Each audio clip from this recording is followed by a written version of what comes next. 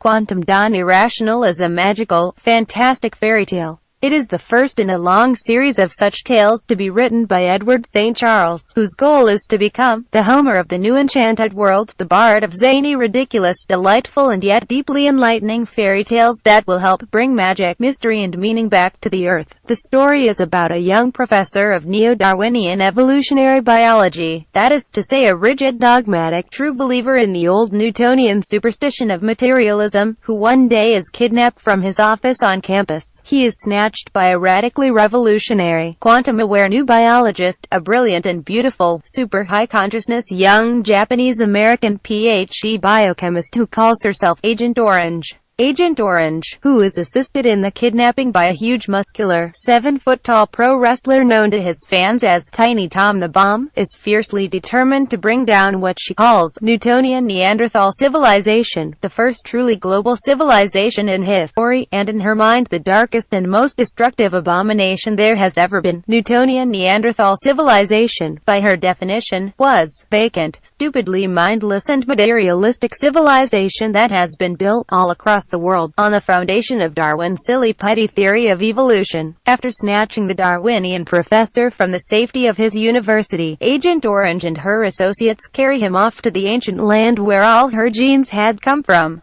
Japan. There, in the great port city of Yokohama, they imprisoned the professor in an apparently abandoned waterfront warehouse which actually contains the secret laboratory of the near-mythical Dr. Melissa Palmer Joe, beloved mentor of Agent Orange and a two-time Nobel Prize-winning molecular biophysicist affectionately known to biologists all across the globe as the fairy godmother. It turns out that she, the fairy godmother, is the mastermind of the plot. Then Agent Orange and the fairy godmother proceed to put the professor through a very dramatic videotaped show trial that is broadcast to millions all across the World Wide Web. The trial, which is designed to expose the absurdities of Darwin's theory to all the propagandized masses of the earth, puts the professor under so much pressure and stress that eventually his spirit breaks and his will collapses. And that's when the time comes to inject him with an experimental truth serum made from several vials of blood drawn from Brother Buzz the enlightened Zen monk and transmuted with unthinkable genius by the mad scientist Dr. Tomorrow. And the truth serum works. It blows the dogmatic Darwinian completely out of his quaint old-fashioned 19th century mind and causes him to suddenly wake up and find himself enlightened. To find himself, in other words, aware of the fact that he is living in a perfectly designed, magically organized and orchestrated, deeply enchanted, awake, aware universe. Astonished and amazed by the unbelievably wondrous nature of this new reality, the professor turns around and joins forces with his captors. He says he will work with them for the destruction of Newtonian Neanderthal civilization. And not only that, he vows to dedicate the rest of his life to teaching the multitudes all about the perfectly designed, magically organized and orchestrated, awakened aware universe, pledging to blow millions and millions out of their minds with his teaching, thereby helping to cause nothing less than the re-enchantment of the world.